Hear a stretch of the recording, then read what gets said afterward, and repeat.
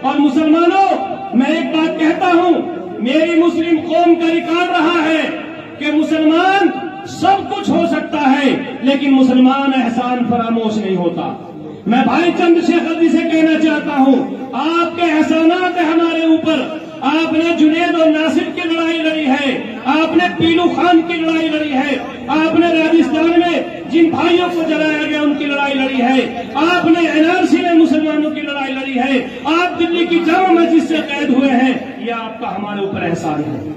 हमने 30 साल तक वोट डाला, एक नेता भी जामा मस्जिद दिल्ली नहीं पहुंचा। अगर दिल्ली कोई पहुंचा था तो वो था भाई चंद्रशेखर आजाद, जिन्होंने पैरों से खड़े होकर कहा था कि मुसलमानों, तुम्हें घबराने की जरूरत नहीं है, अगर मेरा खून भी तुम्हें चाहिएगा तो मैं अपना खून भी तुम्हें दूंगा। कौन था वो कहने वाला? भाई चंद्रशेखर आजाद थे।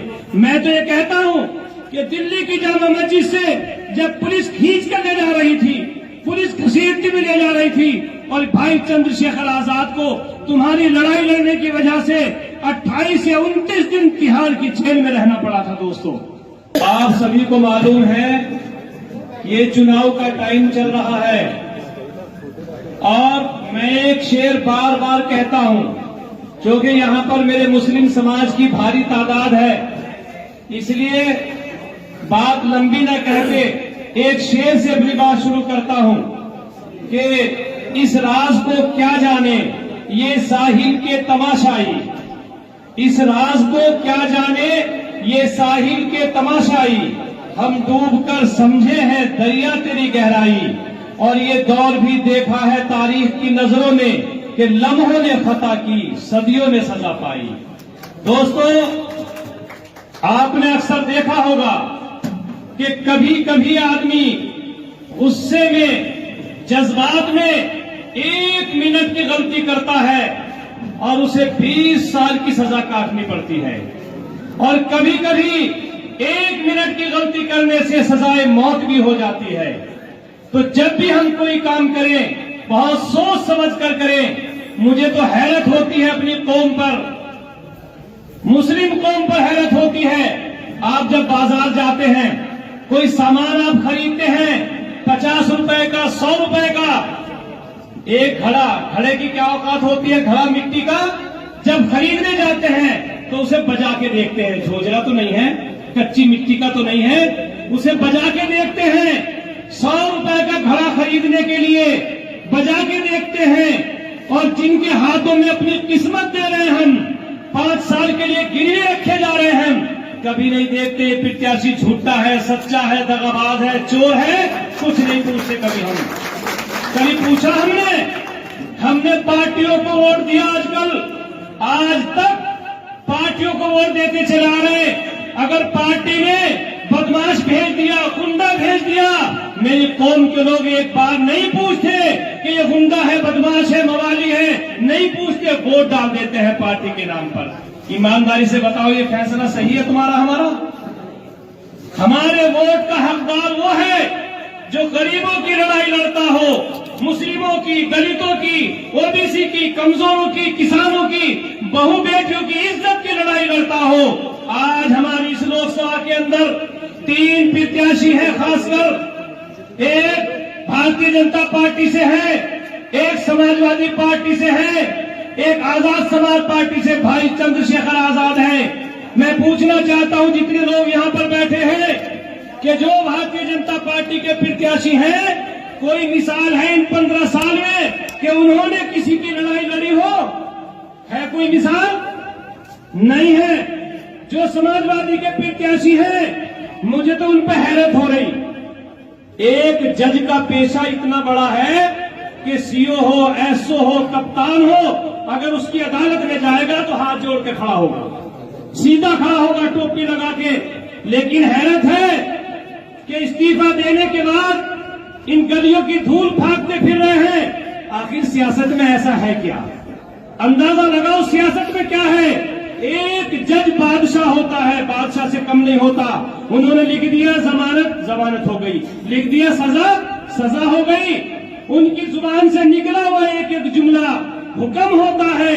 सजा कर देता है, मौत कर देता है। आखिर क्या वजह है कि वो हमारे बीच में धूल फाकता फिर रहा है, सड़कों पे घूम रहा है? मेरे दोस्तों, मेरे बुजुर्गों, गौर करो। मैं ये कह रहा हूं, लोग मीटिंग में सवाल करते हैं, मेरे सामने पूछते हैं भाई चंद्रशेखर जी से कि कहीं तुम भी ऐसा मत करना कि 5 साल में हमारी तरफ आके न देखो, कहीं ऐसा मत करना जैसे पिछले सांसदों ने किया।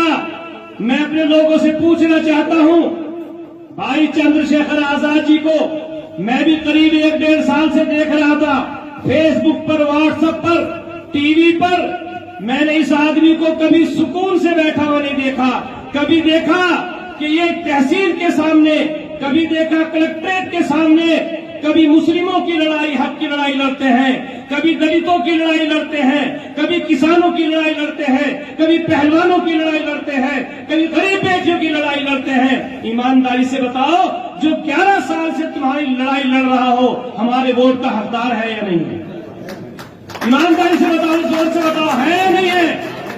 अगर हमारे वोट का सही हकदार कोई है तो वो चंद्रशेखर आजाद है। और मुसलमानों, मैं एक बात कहता हूं, मेरी मुस्लिम कौम का रिकॉर्ड रहा है कि मुसलमान सब कुछ हो सकता है, लेकिन मुसलमान एहसान फरामोश नहीं होता।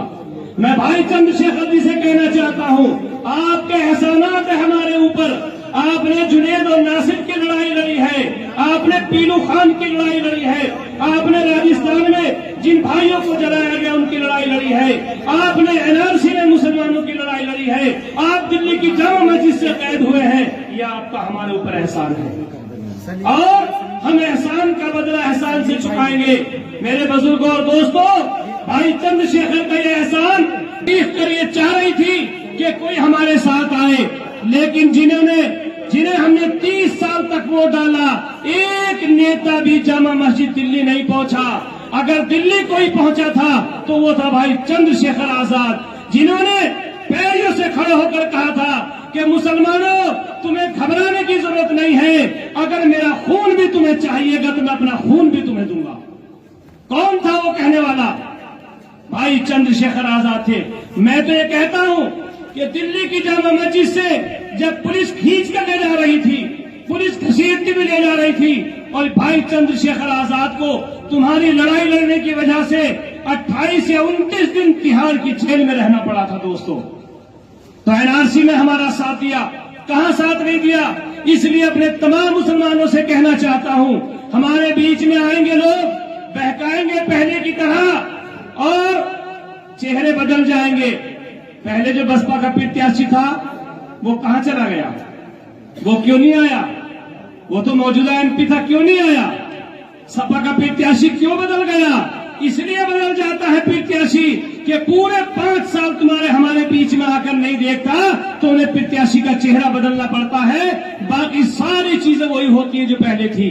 इसलिए दोस्तों, मैं तो इस शख्स को मर्द मुजाहिद मानता हूं और ये कहता हूं कि ये वो शख्स है कि जिसने हर एक की जंग लड़ी है।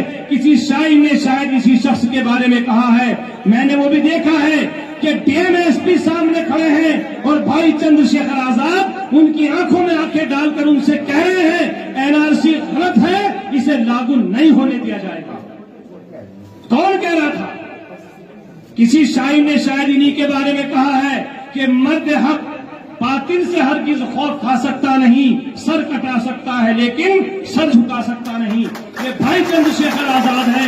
मैं एक और शेर के साथ अपनी बात को खत्म कर रहा हूं, आपको एक मैसेज छोड़ रहा हूं कि दिल बदल सकते हैं, जज्बात बदल सकते हैं, मुल्क के फिक्र ख्यालात बदल सकते हैं, दौरे मौजूद के दिनों रात बदल सकते हैं। तुम बदल जाओ दलित मुसलमानों तो हालात बदल सकते हैं। बस मैं इसी बात पर अपनी बात को खत्म करता हूं और आपसे गुजारिश करता हूं कि आने वाली 19 अप्रैल को केतली के सामने वाला बटन दबाकर भाई चंद्रशेखर आजाद जी को भारी मतों से कामयाब बना दे।